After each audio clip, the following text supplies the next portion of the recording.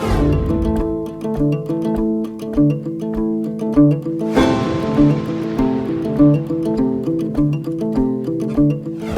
going on, guys? Welcome back to the channel.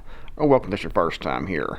Well, finally, I have some good news to report. You probably already know this or will by the time I upload this video, but it's still good news and I wanted to share with you all here today.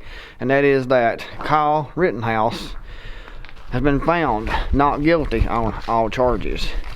That trial was the biggest political motivated witch hunt that I've ever seen in my life. The prosecution, the media, did everything they possibly could to convict that poor young man, and they were defeated. Finally, you know, justice was actually served here in this country the way it should be, and served against, you know, the left's agenda. And it showed that the mainstream media and all their propaganda, all their pushing their narrative on this case didn't turn the verdict. They wanted a guilty verdict, I mean, so bad that they could just taste it, because they wanted to make an example out of Kyle Rittenhouse, and he was found not guilty on all charges.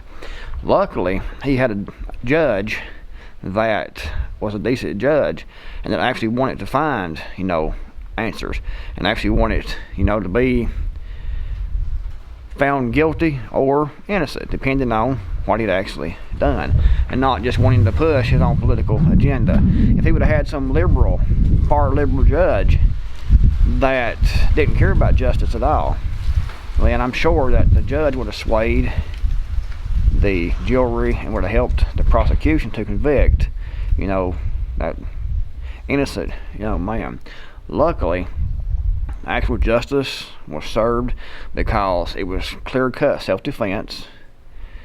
He was being attacked, they were trying to murder him, and he had to defend himself. So that is good news for today, and I'm happy to report that. Awesome news, actually. I know my mom has been watching the case very closely, even more closely than I have. She's watched that case closely, and she's been praying for Rittenhouse and his family every day. And I'm sure others have been praying also, and I'm sure that helped a lot in reaching this verdict.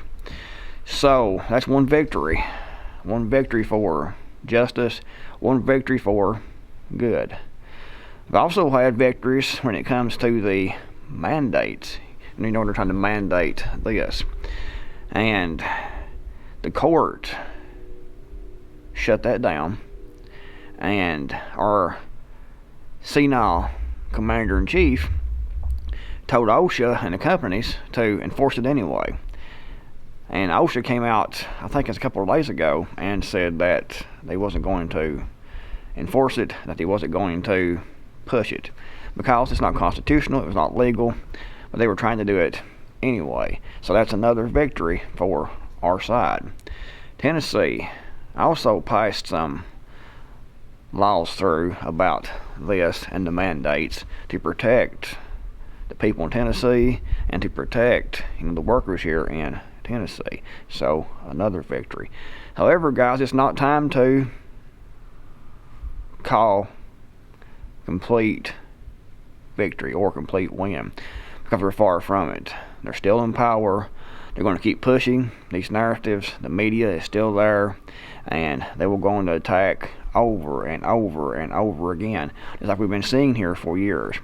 They're not defeated. The globalists are not defeated, not by a long shot. It's just a couple of small wins for our side. However, guys, the battle definitely isn't over, and I'm not sure what's going to happen.